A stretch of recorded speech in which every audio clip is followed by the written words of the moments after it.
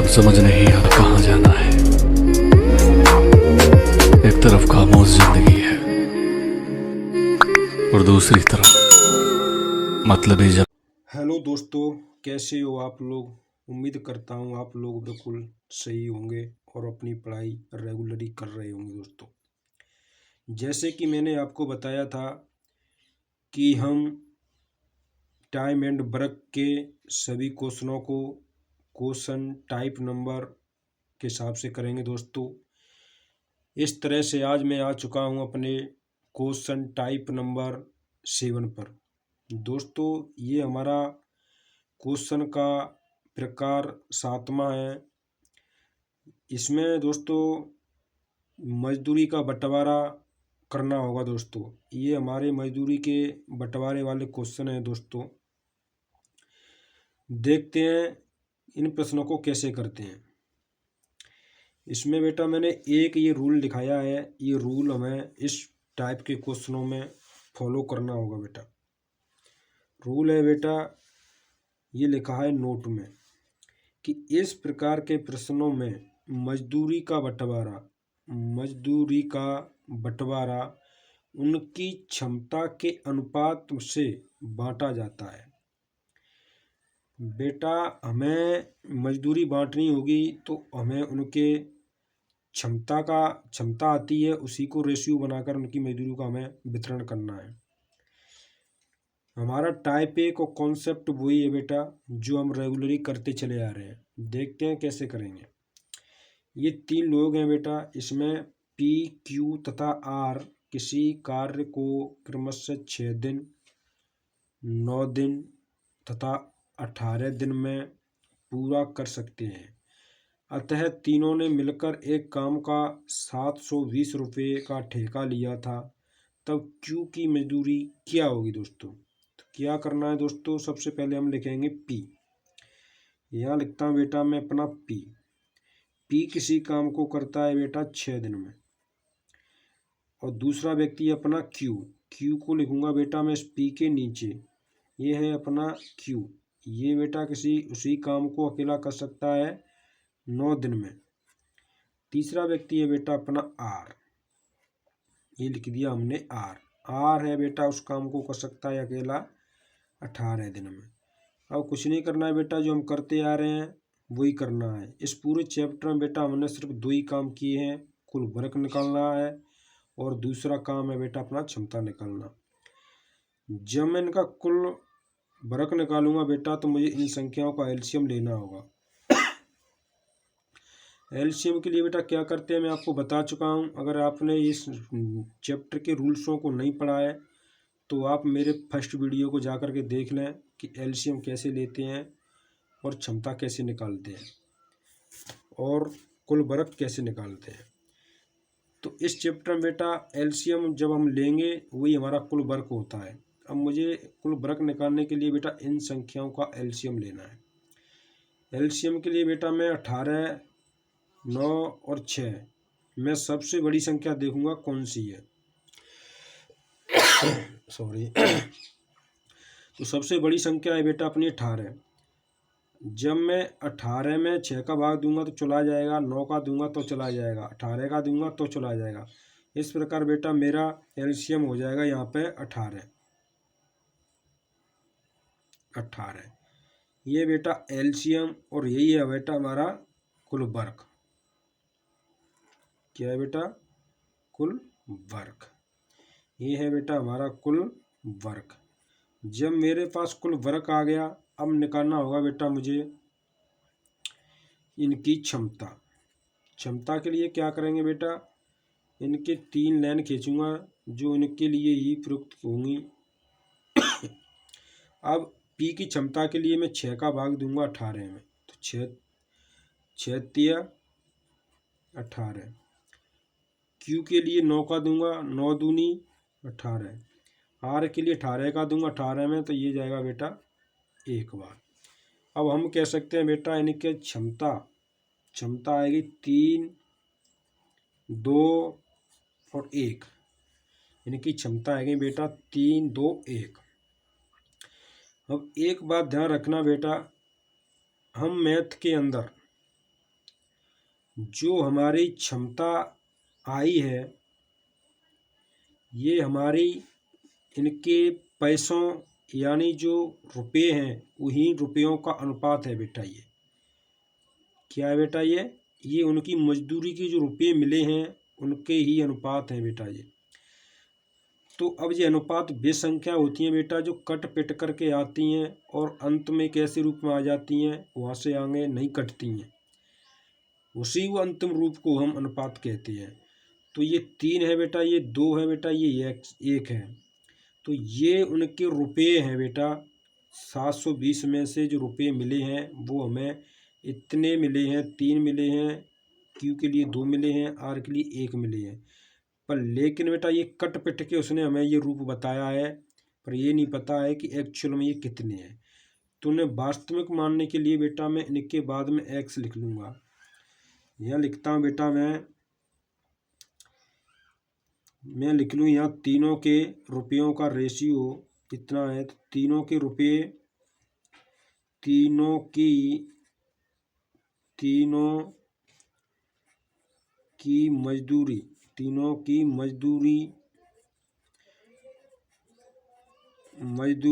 की मजदूरी का अनुपात, तीनों की मजदूरी का अनुपात कितना हो जाएगा बेटा? ये है बेटा अपना P, ये है Q, ये है बेटा R। कितना है बेटा? इसका है 3, इसका है बेटा 2, इसका है बेटा 1। ये इनके अनुपात हैं बेटा। अब मैंने बताया कि अनुपात वे संख्या होती हैं जो बड़ी से बड़ी कट पिट करके अपने अंतिम रूप में आ जाती हैं, उसके बाद आगे को नहीं कटती हैं, उनको वहीं छोड़ दिया जाता है, वे ही हमारे अनुपात होती हैं।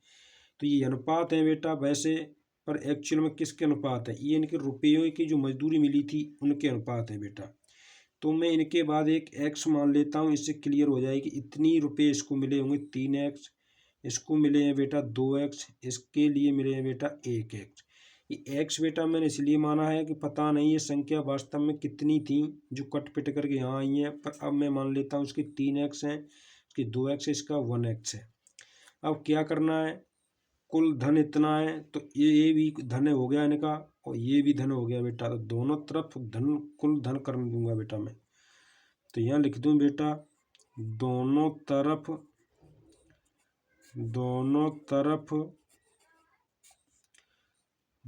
तरफ योग करने पर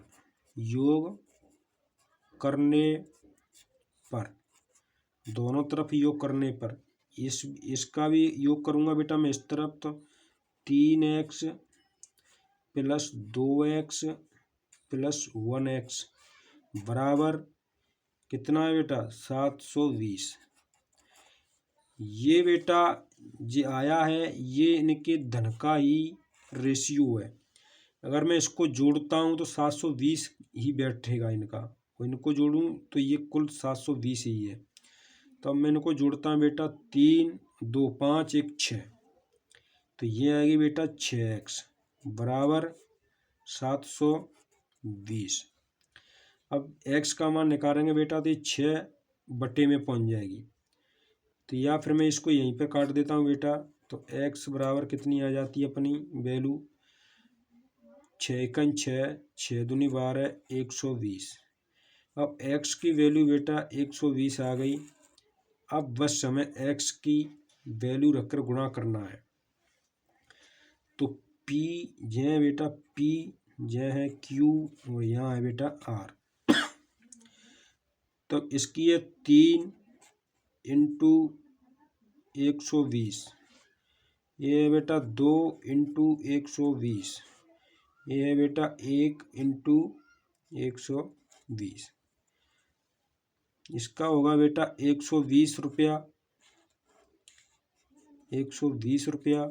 इसका हो जाएगा बेटा 12 दूनी 24, 240 रुपया। कितना बेटा? 240। और इसका हो जाएगा बेटा 12 तिया 36, 360 रुपया। इस प्रकार से दोस्तों ये हमारी इनकी राशि आ जाती है। कुछ नहीं करना है बेटा, हमें सिर्फ इनकी क्षमता निकालनी है। जो क्षमता आएगी बेटा उनकी जो उनकी धन है उसका रेशियो होता है ये।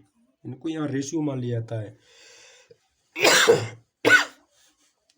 रेशियो मान लिया जाता है और उनके रेशियो, उनके धन के रेशियो को जोड़ देने पर और उनकी कुल मजदूरी के योग के बराबर होगा बेटा। इस प्रकार से इस प्रश्न को हम हल कर लेते हैं। अब मैंने बताया दोस्तों, ये नियम आपको बता चुका हूँ। इस प्रकार के प्रश्नों में मजदूरी का बंटवारा उनकी क्षमता के अनुपात से बांटा जाता है। तो पहले उनकी क्षमता निकालनी है बेटा। क्षमता को हमें रेशियो बनाना है। जो रेशियो होगा बेटा वो हमारे उनके मजदूरी का अनुपात होगा बेटा। अब देखते हैं बेटा दूसरा क्वेश्चन। दूसरा क्वेश्चन क्या कह रहा है? ये कह रहा है कि ए अकेला किसी काम को 6 दिन में, बी अकेला उस काम को 8 दिन में समाप्त कर सकते हैं, लेकिन सी की सहायता से उन्होंने इस काम को 3 दिन में पूरा कर दिया। तीनों ने इस कार्य को पूरा करने के लिए 3200 रुपये का ठेका लिया था। तब सी का हिस्सा क्या होगा? अब मैं इसे लिखूंगा बेटा जो करते आ रहे हैं वैसे। इसमें एक बात ध्यान देनी है बेटा, ये ए अकेला है 6 दिन लगाता है, बी अकेला उसे 8 दिन में करता है, लेकिन ये लोग कह रहे हैं कि हम 3 लोगों ने मिलकर के काम किया तो हमने 3 दिन में ही समाप्त किया। कौन था वो तीसरा व्यक्ति? सी था। तो यहाँ तीनों के एक दिन, तीनों के काम करने के दिन लिखने पड़ेंगे बेटा। तो यहाँ लिख दूँ मैं ए प्लस बी, एक व्यक्ति आ गया सी। इन तीनों ने मिलकर काम को 3 दिन में समाप्त कर दिया था। और ए अकेला बेटा इस काम को क्या दिन में करता था? ए अकेला कर सकता था बेटा 6 दिन में। इसी प्रकार बेटा ये बी अकेला उस काम को कितने दिन में कर सकता था? बी कर सकता था बेटा अपना 8 दिन में। अब निकालना है बेटा हमें कुल वर्ग। कुल वर्ग क्या रहा होगा? तो कुल वर्ग के लिए बेटा हमें इनका एलसीएम लेना होगा। एलसीएम के लिए क्या करेंगे बेटा, हम इनका एलसीएम लेंगे इन संख्याओं का। सबसे बड़ी संख्या देखते हैं कौन सी है, 8 है। 8 में बेटा 6 का नहीं जाएगा, 3 जाएगा, तो फिर हमें इसका 2 गुना कर देंगे, 16 हो जाएगा। फिर भी नहीं जाएगा बेटा 3 दोनों का, इसलिए मैं 24 कर देता हूँ। 24 करने पर बेटा इसमें हमारी सभी संख्याओं का भाग चला जाएगा। ये 24 है बेटा, यही हमारा कुल वर्ग है। अब कुल वर्ग 24 आ गया बेटा, तो अब मुझे इनकी क्षमता की ज़रूरत है, क्योंकि क्षमता ही जो आएगी वो उनकी मजदूरी का ही अनुपात होता है बेटा। तो अब मैं क्षमता निकालने के लिए क्या करूँगा बेटा, मैं दिनों की संख्या का कुल वर्ग में भाग दूंगा बेटा। अब मुझे तीनों की क्षमता के लिए क्या करना पड़ेगा बेटा, तीनों की एक दिन की क्षमता के लिए मैं 3 का भाग 24 में दूंगा, तो ये आ जाती है बेटा 8। ए की क्षमता के लिए 6 का दूंगा तो ये आ जाएगी बेटा 4, 6 चौक 24। 8 का, बी के लिए 8 का दूंगा, 8 तिया 24। यहाँ पर एक बात ध्यान देना है बेटा, ये तीनों की क्षमता है बेटा, तीनों की क्षमता दी है उसने 8 है। फिर उसने ए और बी की अलग अलग ताकत को भी बता दिया है कि अगर भाई साहब बी, ए की तो वास्तव में ताकत 4 है और बी की एक दिन की अकेले की 3 है। तो बेटा अब मुझे यहाँ पर क्या कह रहा है कि तीनों इस कार्य को पूरा करने के लिए जो ठेका लिया था सी का हिस्सा क्या होगा। अब मुझे सबसे पहले ये देखना है कि मेरे पास तीनों की क्षमता है कि नहीं है।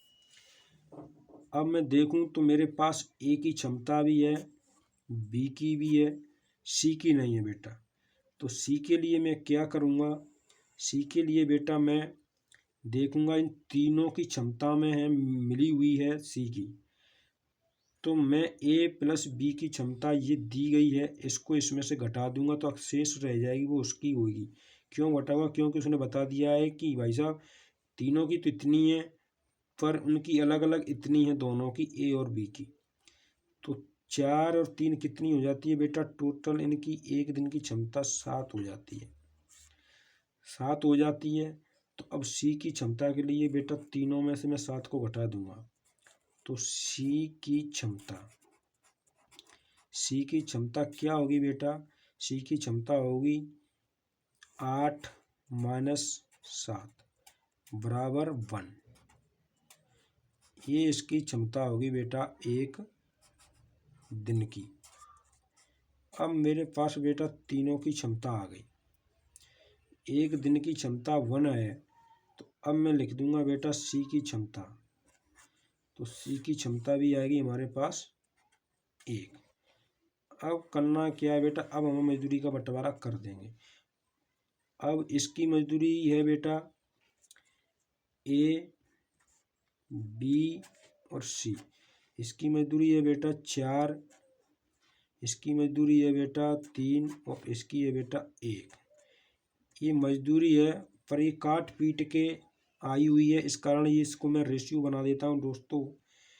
अब मैं इसकी वास्तविक मजदूरी मानने के लिए इनके बाद में एक्स रख देता हूँ, क्योंकि जो एक्स आ जाएगा वह मेरी क्लियर संख्या को कर देगा। इतना है दोस्तों। अब ये हो गया कुल धन। अब कुल धन कितना बेटा इसमें 3200 रुपया। तो दोनों तरफ मैं कुल धन कर देता हूँ। तो 4x plus 3x plus 1x बराबर 3200। जोड़ने पर कितना आएगा 7, 7 1 8, 8x बराबर 3200। जब मैं x का मान निकालूंगा बेटा तो मैं इसे 8 से काट दूंगा, 8 चौके 32 बराबर 00। इस प्रकार से बेटा ये हमारा आ जाता है 400। जब x का मान 400 होगा तो 400 को मैं गुणा कर दूंगा सबके अनुपात में a b और c। ये है बेटा 4, ये है बेटा 3 और ये है 1। जब मैं इससे 400 का करूँगा तो ये हो जाएगा बेटा 400, x के मान का करूँगा गुणा में इससे, तो और इससे करूँगा बेटा मैं x का 1200 और इससे करूँगा बेटा मैं 400 का तो 1600। ये इनकी मजदूरी है बेटा 1200, 400, ये इनकी मजदूरी है। अब ये अनुपात आया था बेटा, अब मैं इनको काटूं तो मेरे पास वही रेशियो प्राप्त हो जाएगा, ये 4 3 1 काटने पर। कैसे दोस्तों, अगर मैं इसको और आपको क्लियर करके बताऊं दोस्तों, इसका मैंने रेशियो ये क्षमता का माना था। जब मैं इसको काटूंगा बेटा तो 4 से तो ये कट जाएगा बेटा अपना 1 बार, ये कट जाएगा बेटा 3 बार और ये कट जाएगा बेटा अपना 4 बार। इस प्रकार से उसने मुझे वास्तविक संख्या नहीं दी थी बेटा, टोटल उनकी राशि नहीं दी थी मुझे, उसने काट पीट करके ये संख्याएं दी थी बेटा। इस कारण मैंने इन्हीं संख्याओं को प्रयोग करके x का इन संख्याओं को निकाला था।